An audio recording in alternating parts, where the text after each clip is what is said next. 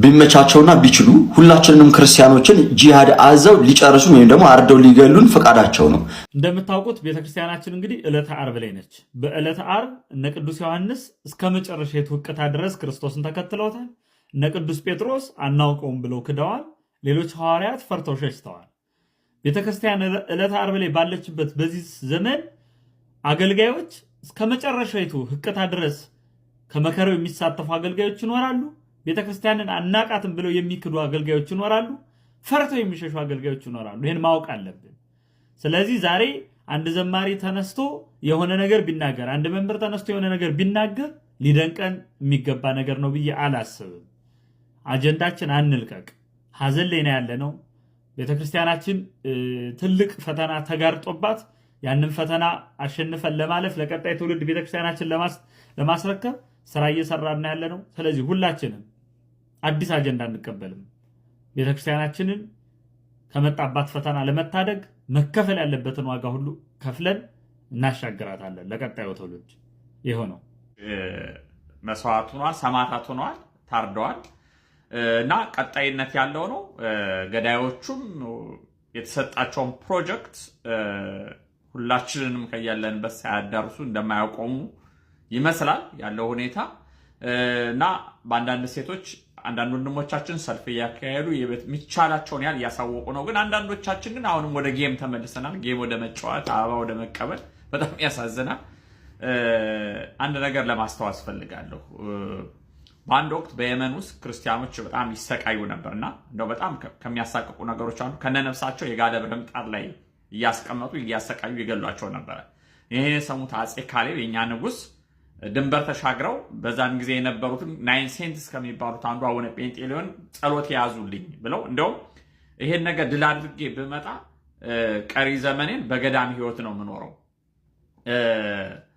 በትረ መንግስቴ ለልጄ አስረክቤ አጼ ገብረ መስቀል፣ እኔ ግን ቀሪ ዘመኔን በብህትውና በምናኔ ነው የምኖረው ብለው ሂደው ናግራን ድረስ የመን ድረስ ሄደው ዘምተው ክርስቲያኖችን ነፃ አውጥተው የፈረሱ አብያተ ክርስቲያን አሰርተው የመጡ ንጉስ ያለን ባለ ታሪኮች ነን እኛ። ዛሬ ግን በዛው በመሃል በአገራችን መሃል አብረውን የበሉ የጠጡ አጨብጭበን የመረጥናቸው መንግስታት ሳይቀር እውቅና ሰጥተው ጭፍጨፋችን እያካሄዱ እንዲሁም በሃይማኖት ስም የተደራጁ ማህበራት ደግሞ ጭራሽ መግለጫ እየሰጡ ግድያውን እውቅና የሚሰጥ አይዟችሁ በርቱ ገዳዮችን ሁላችንም የገደላችሁ ጨምሩ የሚል መግለጫ ዛሬ ሰጥተዋል። ስለዚህ ወደ ኋላ ታሪክን ለማስተዋወስ ያለው እኛ አይደለም በአገራችን ውስጥ ድንበር ተሻግረን በሌላ ሀገር ያሉ ክርስቲያኖችን ነፃ የምናወጣ ነበር። እንዲሁም እንደምታውቁት በግብጽ አክራሪዎች ዘንድ በክርስቲያኖች ዘንድ ይደርስ የነበረው መከራና ሰቀይት የተለያዩ ነገስታት በተለያየ ዘመን አባይን እንገድባለን ብለው በማስፈራራት አባይን እናቋርጣለን ብለው በማስፈራራት በመደራደር ክርስቲያኖች በሰላም እንዲኖሩ ያደርጉ ነበረ። ዛሬ ግን በአገራችን በኖርንበት አገር በተወለድንበት ሀገር እንዲሁም አይደለም ክርስትናን ሌሎች ቤተ እምነቶችን በእንግድነት ተቀብለን እግር አጥበን በአቃፊነት በተቀበልንበት ሀገር መኖር ከብዶናል ማለትና ይሄን ወደ ኋላ ለማስተዋወስ ነው። ሁለተኛው ነጥብ ደግሞ አጀንዳችንን እንዳንለቅ እስከ መጨረሻው ድረስ የዓለም መንግስታት ቁጭ ብለው እንደ አንድ አጀንዳ ይዘው ይሄን ጉዳይ መግለጫ እስከሚሰጡበት ድረስ ከዚህ አጀንዳ ንቅንቅ ማለት አያስፈልግም። ደገሙት እንደገና ተጨማሪ ህይወት። ንጹሃን የኦርቶዶክስ ልጆች ምናልባት መሪዎቻችን መናገር ረስቶ ይሆናል። እኛ ግን የመስቀሉ ስር ሰዎች ስሜቱን መቼም አንረሳም። እስትንፋሳችንን ሊወስዱ ይችላሉ፣ ግን እምነታችንን አይደለም። ሊያጠፉን ይሞክራሉ፣ ነገር ግን እኛ በእግዚአብሔር መጽሐፍ ውስጥ ተጽፈናል እና ቃሉ ፈጽሞ አይጠፋም። እምነት ስላለን ቆመናል። ብንወርቅም እንኳን ያዳነን መስቀል ይዘን እንወርቃለን። እግዚአብሔር ብርሃኔና መድኃኒቴ ነው፣ ማንንስ እፈራለሁ? ጸንታችሁ ቁሙ።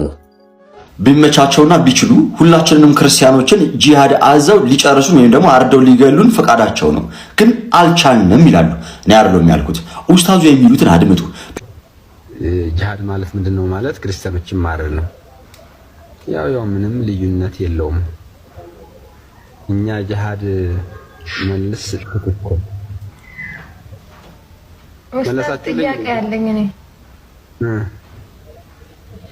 ለምሳሌ አብዛኛው እውነት እነዚህ እውነታቸው ቢሆን እኮ አብዛኛው ማህበረሰብ ክርስቲያኑ ማህበረሰብ አረብ ሀገራት ይኖራል። እኛም ሀገር ላይ አብዛኛው ሙስሊም ሃይማኖቱ የሚለው ነገር ተግባሪ ነው አይደለም። አብዛኛው በሚችለው ነገር ለመተግበር የሚሞክር ነው። ምናልባት ረዱ የሚለው ነገር ከታዘዝን እስካሁን ምን አቆያቸው አዱንያ ላይ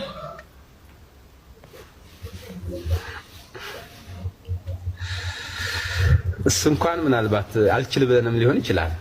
ታዘን አለማድረጋችን እኮ ለምን እስከዛሬ ያቆይ ነው የታዘዝነውን ሁሉ ስለማላደርግ ነው እስከማንችላቸው ሆኖ አርገነው ሊሆን ይችላል። ሰላም አለይኩም። እንዳያችሁት ነው እንግዲህ እቺ ሰሚራ እህታችን ልንነበር አክቹሊ እንደዚህ አይነት አስተሳሰብ ያለው ሰው እንደዚህ ማለትም የደም ጥማት ያለው ሰይጣን ስለሆነ ሰይጣን ደግሞ እህት ሊሆን አይችልም ወንድም አክቹሊ እንደዚህ አይነት ነገር ያለው የጂኒ ወንድም ያለው እነርሱ ጋር ነው። ይሄንን ዝለለውና እንግዲህ ሰሚራ ምን ብላ ተጠይቃለች? በአረብ ሀገርም ሆነ በኢትዮጵያ ውስጥ እንግዲህ ያው ክርስቲያኖች አሉ። ታዲያ ለምንድነው ሃይማኖታችን ይሄን የሚያዝ ከሆነ ለምንድነው የማይፈጸመው ሲሉ ብላ ስትጠይቃቸው ምን ብለው ሲመልሱ እንሰማለን? ስላልቻለን ነው። ኦኬ ቢችሉ ኖሮ ግን ምን ያደርጉ ነበር? አርደው ይጨርሱ ነበር ወይ ደግሞ ገለው ይጨርሱ ነበር። እና ለሙስሊሞች ምናልባት ጥያቄ ከገባችሁ ያው እንግዲህ ነብያችሁ አእምሮ ጎዶሎ ናችሁ ይላቸዋል ብዙ እህቶችን በተለይ እና እስልምና ለሴት ልጅ ምንዋም ነው ብዬ አላስብም። አክቹሊ በጠለቅ ብላ እስልምና ብታየውና ብትመለከተው ልትቆይ የምትችልበት ቦታ ነው ብዬ አላስብም። እኔ ይሄን ያሳሰብ እሺ መጽሐፋችሁ ስለሚል ነው። እና ነብያችሁም ደግሞ የአእምሮ ጎዶሎ ናችሁ ይላቸዋል። እሱን እንተውና ርዕሳችን ስላልሆነ ግን ምንድነው የኔ ጥያቄ? ሰውን ግደሉ ካለ ማን? ፈጣሪያችሁ። እርሱ የሚችለው መፍጠር እንጂ መግደል አይደለም ማለት ነው። ጋይስ ተመልከቱ። ፈጥሯል። የፈጠረው መውሰድ ካልቻለ ይሄ አምላክ የሚያስብል አምላክ ሊሆን አይችልም ማለት ነው። አምላክ የሚያስብለውን ነገር ምንድነው? ሰው መፍጠርም ይችላል መግደልም ይችላል። ዓለማት ሁሉ የተፈጠሩት በአምላክ ስለሆነ መውሰድም ደግሞ ማሳለፍ የሚችለው አምላክ ነውና፣ ስለዚህ እናንተ እንድትገሉ ለምሳሌ እስላም የነበረ ሰው ከእስልምና ለቆ ቢወጣ ምን ይደረጋል? ይገደላል። ለምን?